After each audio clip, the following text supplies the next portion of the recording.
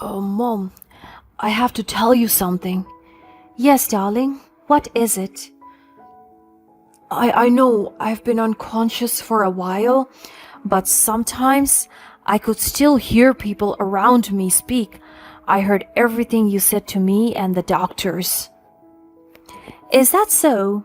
Yes, and I also heard Lauren too.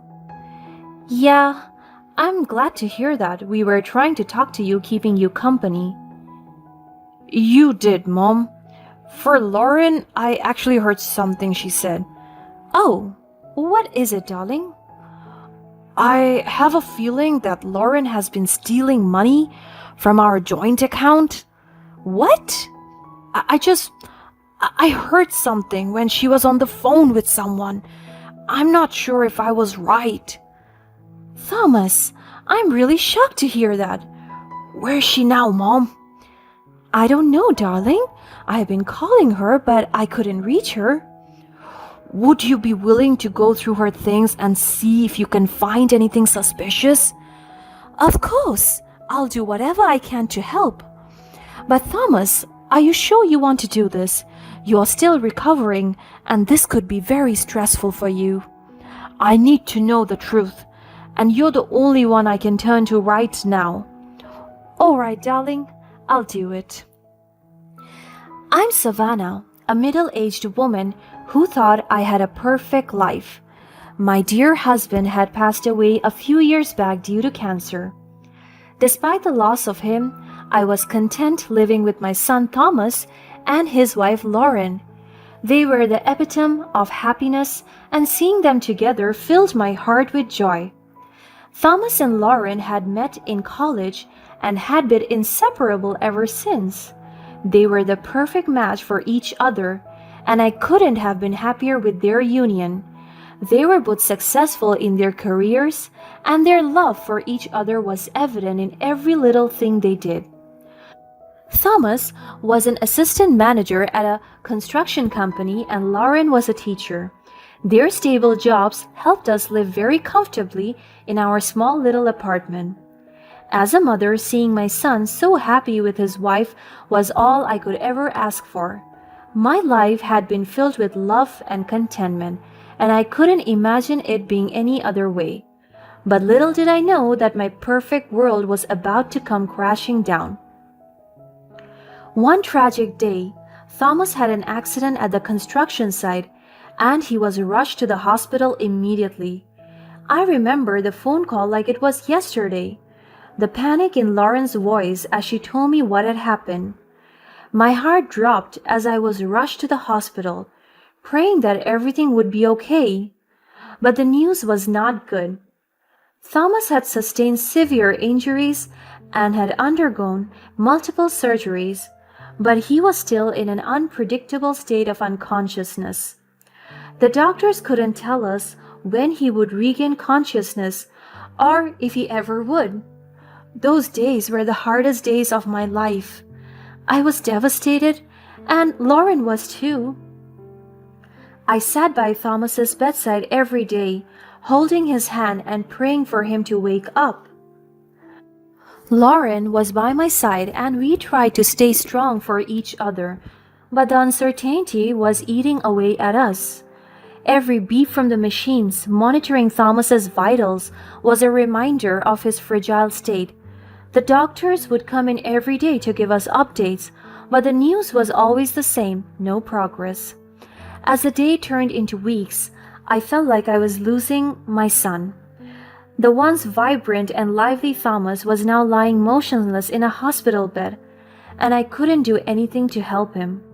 Lauren and I agreed to bring Thomas home where we could care for him ourselves with the help of a private nurse. Luckily, Thomas had previously been offered a really good insurance plan by his company, so we could actually afford his treatments. 2 months passed by, and there was still no sign of improvement in Thomas's condition.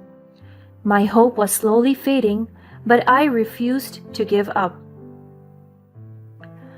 I would talk to him and play his favorite songs, hoping that something would trigger him to wake up. I was living in a constant state of anxiety and grief. but I couldn't let it get the best of me. However, Lauren's behavior started to worry me. She became distant and aloof, spending most of her time outside of the house. When she did come back home, she would be cold and unresponsive, refusing to take care for Thomas or engage in any conversation with me. I didn't know what was going on with her, but I knew that something was not right. One day, I just couldn't take it anymore. Lauren came back home late again, and she was distant and cold. I took her by the hand and led her to the living room, where I sat her down and tried my best to have a heart-to-heart conversation with her. "Lauren, we need to talk. I know you're struggling, but we need to be there for Thomas. He needs us more than ever." "I know, Savannah. I'm sorry. I'm just really sad. The whole situation is tearing me apart." "I know, Lauren. It's tearing me apart too, but we have to be strong for Thomas. He needs us to believe in him, to fight for him." "I'm sorry, Savannah. I'll try to be better, I promise, but this is really stressful for me, and I think I need a lot of space." "Okay, I understand. I can give you more space from now on. Just promise me when you're ready you'll be more present, okay?" "Okay." I hugged her really tightly, but could feel her embrace ingenuine. I tried to shake that feeling off. After all, this situation was hard on all of us, and we all coped in different ways. But we had to stick together for Thomas's sake. So I tried my best to be as patient and understanding as possible. Just when I thought I had lost all hope, my prayers were finally answered. One magical day, my dear Thomas opened his eyes. I couldn't believe it. After all these months, he was finally waking up. I immediately called his doctor to take care of him. He was once again transferred to the hospital, and I stayed by his side every minute on the way. I couldn't leave him alone, not even for a second. I was afraid that if I did, he would slip back into a coma. As Thomas had been settled in a hospital room, I realized that I hadn't heard back from Lauren. I tried calling and texting her, but she didn't respond. I was worried. Had something happened to her? Had she gotten sick? I called her friends and family, but no one seemed to know where she was. But I had better things to care about then. Thomas was conscious, and in just a few hours he was able to speak to me. I was on the verge of crying when he opened his mouth. I had missed him so much, and I was so grateful that he was back with us again. But to my surprise, Thomas didn't seem too happy about regaining consciousness. Something was bothering him. I could see it in his eyes. I was wondering if that was because of his physical condition or if there was something else. It felt like he could read my mind because soon enough, he confessed something shocking to me. "Mom, I have to tell you something." "Yes, darling. What is it?" "I know I've been unconscious for a while, but sometimes I could still hear people around me speak. I heard everything you said to me and the doctors." Thomas was trying so hard to speak, as if he had to master all the strength he had left. My heart broke for him, but I tried to stay calm. "Is that so?" "Yes, and I also heard Lauren too." "Yeah, I'm glad to hear that. We were trying to talk to you, keeping you company." "You did, Mom. For Lauren, I actually heard something she said." "Oh, what is it, darling?" I thought about all the times Lauren didn't come home or didn't speak to me. I wondered if that had been bothering Thomas. "I have a feeling that Lauren has been stealing money from our joint account." "What?" I would have never expected anything close to that. Lauren was so in love with Thomas. How could she even think about doing that to him? To my surprise, Thomas was strangely calm, as if he had already made up his mind. I heard something when she was on the phone with someone.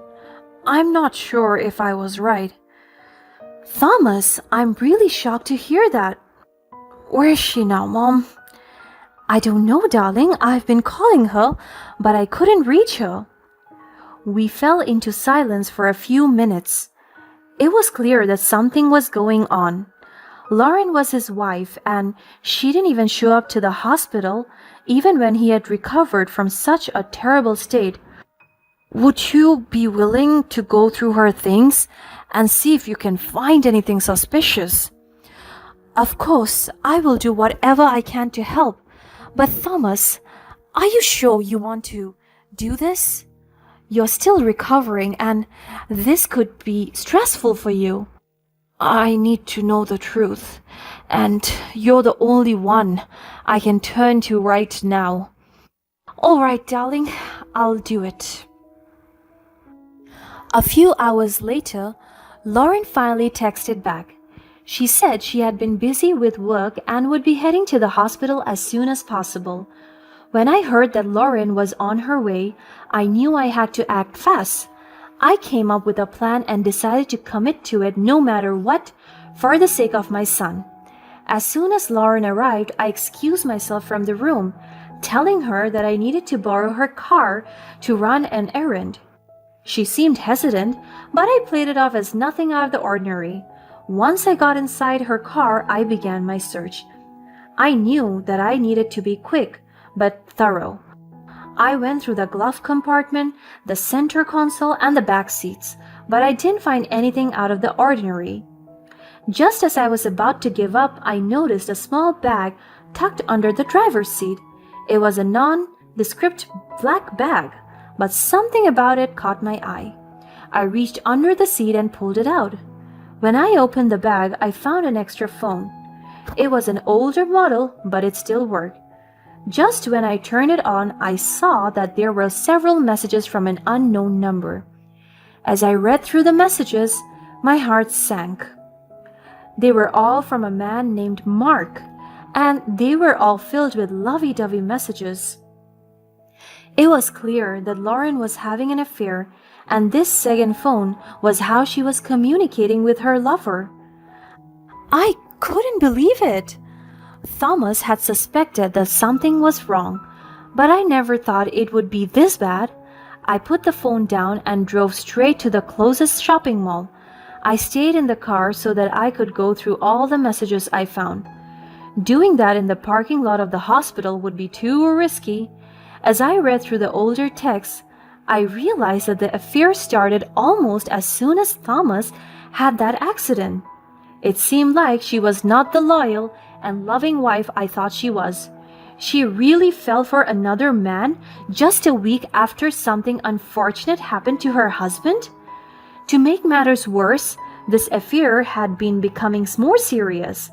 That guy Mark went as far as asking Lauren to steal Thomas's money so that she could run away with him.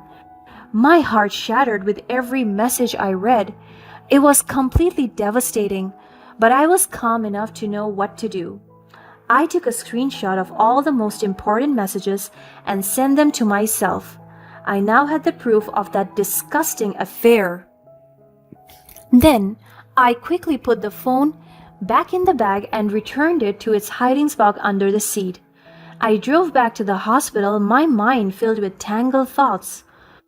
Once I got back to the hospital, I didn't say anything to Thomas or Lauren about what I had found. I wanted to wait until I could talk privately to Thomas. Lauren was wondering what was taking me so long, but I just made up an excuse for that. As soon as Thomas saw the look on my face, he already knew something was wrong. I had to wait for another hour before Lauren decided to get up and leave. I took a deep breath and told Thomas everything about Lauren's affair, about the stolen money, and about the extra phone. Thomas looked devastated. The color drained from his face, and he silently closed his eyes as tears fell down on his face. I didn't know what to say. There was nothing I could say to make him feel better. All I could do was be there for him and support him in whatever decision he made next. But I could tell that this was going to be a long road for him. His trust had been broken, and his heart had been shattered. I couldn't even imagine dealing with such huge emotional baggage after just recovering from a physical blow. The days after that were heavy and gloomy. Lauren would come to the hospital to visit, but she never stayed for long. I knew that her recklessness only motivated Thomas to leave her even more. Just after a few days, he made up his mind. He told me he had to divorce her. What's more, he wanted to bring her to court. He was hurt and angry, and he wanted to make sure that Lauren was held accountable for her actions. That's where I came in. As someone who had all the proof of her affair and attempt to steal his money, I met with lawyers and built a case against Lauren for fraud and theft. Thanks to our hard work and dedication, we were able to win the case. Lauren was found guilty and was ordered to pay him $30,000 in damages.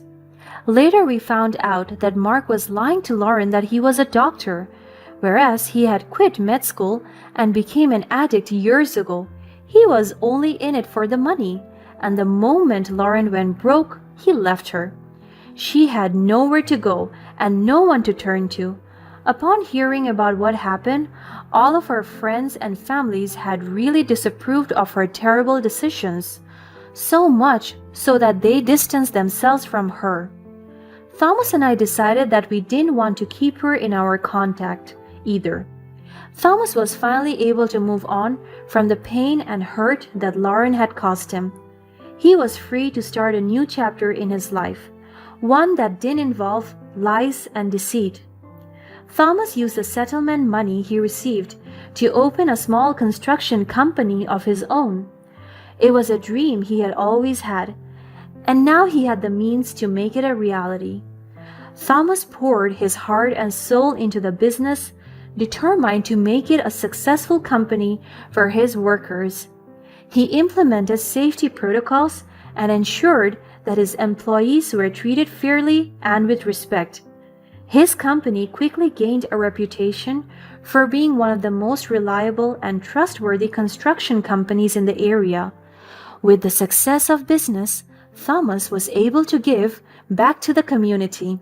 He donated a portion of his profits to charities that supported the families of injured construction workers, and he became an advocate for safer working conditions in the industry.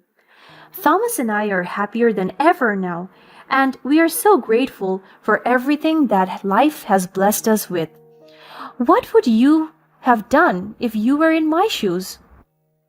Do you think that Lauren had received the punishment she deserved?